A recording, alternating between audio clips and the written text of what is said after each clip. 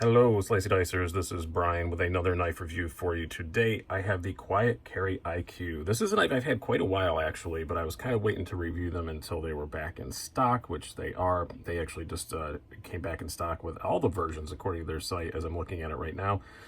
$183 for this particular version. It is not an inexpensive knife, but I like a whole lot about it. And before we go any farther, I do want to thank Nick Shabazz for sending this along to me. He sent it along with another knife, and I didn't know he was sending it. He just thought I'd like it, and he's right. I do really like it, and enough so that this is mine now. So thank you very much for that, Nick. I very, very much appreciate it.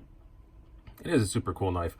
$183 for this version. This is the Stonewash Titanium. Also, for the same price, you can get a satin titanium, both with these satin blades. Also, they just came out, or just restocked, I guess I should say, a version that is partly black and partly carbon fiber, which you can get either the satin blade or a black blade. Those are $198, so they're a little bit more.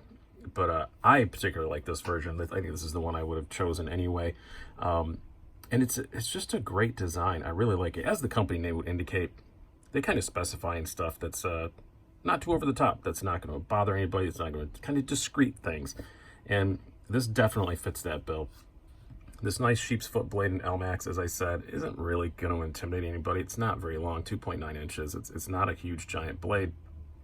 The overall handle shape, while I think it's still pretty artistic, I think it's very, very nice looking. It's very simple.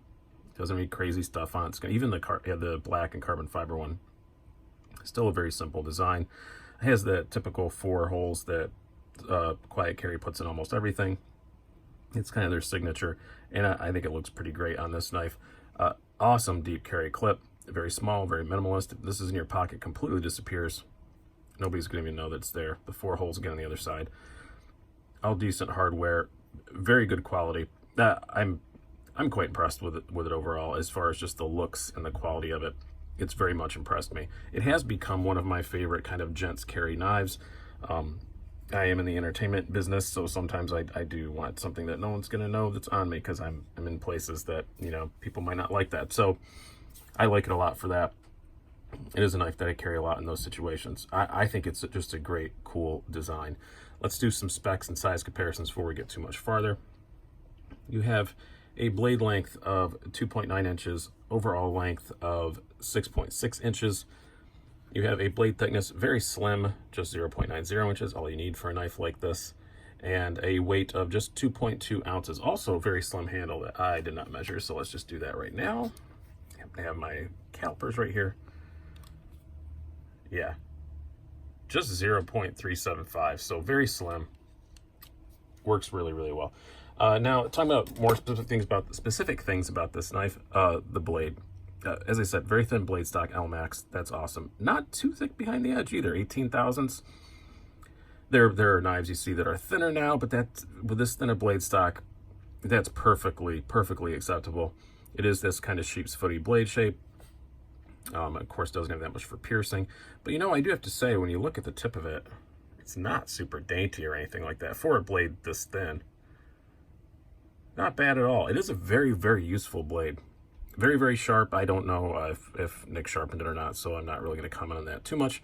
I know he definitely didn't change the profile. I can see it's what it should be, but I'm sure it's been touched up a couple times or something. But really, really nice blade on this. Very, very useful blade for especially the kind of use people are going to use this knife for. I think this is going to be more kind of a gent's carry.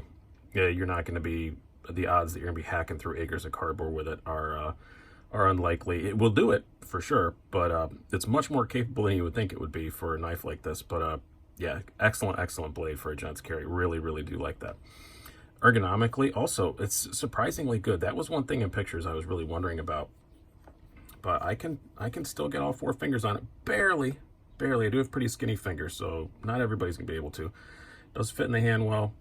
Nice place for your finger to lie here. I would not mind if they you know, chamfered the edges here, just if they rounded the top of the blade just a little bit, maybe just for a bit more comfort. But you do have a good place to land there. It's not sharp by any means, but that would just be a nice little touch. But that's very, very nitpicky.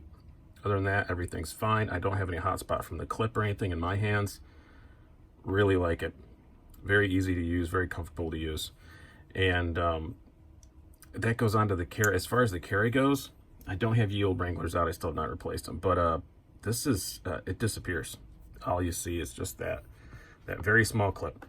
That's all you see. I don't think 99.9% of humanity would realize this was a knife in your pocket at all. It looks like a pen. It looks like a flashlight, anything else. It just, that clip is so small and minimalist that it works really well. But it is enough clip.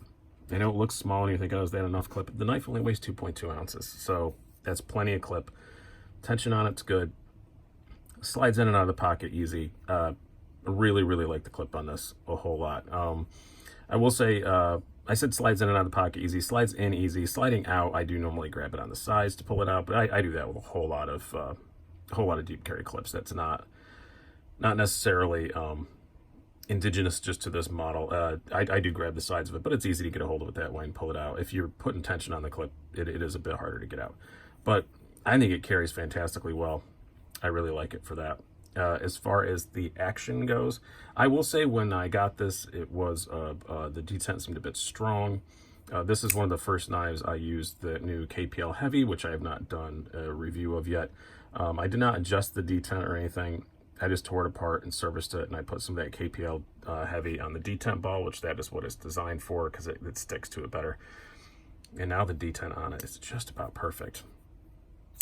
It's really excellent now. It works great. That KPL Heavy does some magic things. But as I said, out of the box detent was a bit strong. Now, does it drop shut? No, the blade weighs nothing. You got to shake it, but it doesn't shake shut very hard. Not much effort at all to get it to shake shut. It's just that with a blade that light, it's just physics. It's probably not going to fall shut unless you have completely frictionless, fictional action. But yeah, it works pretty good. My overall conclusions on this, I know this is kind of a short review, but it's a short knife, I guess. Yeah. I didn't do any size comparisons. We'll do that before we're done, before I give my conclusions, because there are some I want to compare it against, and I forgot about that earlier, and I don't want to cheat you on it. We'll do the standards just to do the standards, but this is not a very big knife. Here's your Spyderco PM2 and your Apera 3. You can see it's even shorter than a Apera 3, but some stuff that I think is more applicable to compare it to, I would say, are we'll start out with this because I just got it in. This is the Benchmade Proper. This is the carbon fiber S90V one, but all the proppers are the same size. This is a more traditional style knife, but yeah, that's kind of the size you're going to get. Is more in kind of a mid-sizey traditional sort of knife size. Another one we'll bring out. This is a prototype, but another knife that's going to be very close to this price range too. The Boost Blades Mini Smoke. It is not out yet, but it will be next month. Very similar in size to that. And lastly, something I'm going to say is not necessarily a bit more common, but a bit more affordable. Your Civivi McKenna. So yeah, it's not a horribly big knife. It's not a tiny little thing either, but I just am really enjoying it. Like I said, it's finding its way into my pocket a whole lot when I want something that's quiet carry. It's nobody knows it's there. And if I do pull it out and use it to, cut open something, it doesn't freak anybody out. I really like it, and it's just a damn good knife. Forget that it's discreet, forget everything else. It's just a damn good knife. I'm really enjoying having it around, and it's something I'm sure I will keep for quite a significant amount of time. It's a great knife. I highly recommend it. Is the price a bargain? Absolutely not. I would not mind seeing this for like $120, $130. You can easily argue it's overpriced, and I wouldn't argue with you about that, but I feel it's worth it. If you really want a knife in this style, that's just something very discreet, not intimidating, but still extremely useful, and it's going to satisfy all your knife guy wants. I mean, it's Elmax, it's bearings, it's all the stuff you want, and titanium. But it doesn't bother anybody, and I think that's a good thing. I should try that in my own life. I should try not to bother anybody, but you know what?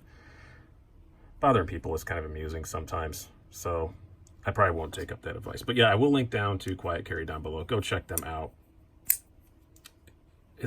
by the way, it makes a great sound. All your knife nerd needs are satisfied in a small knife that isn't going to bother anybody. So hope you guys have enjoyed this. I've been Brian. Have a good one.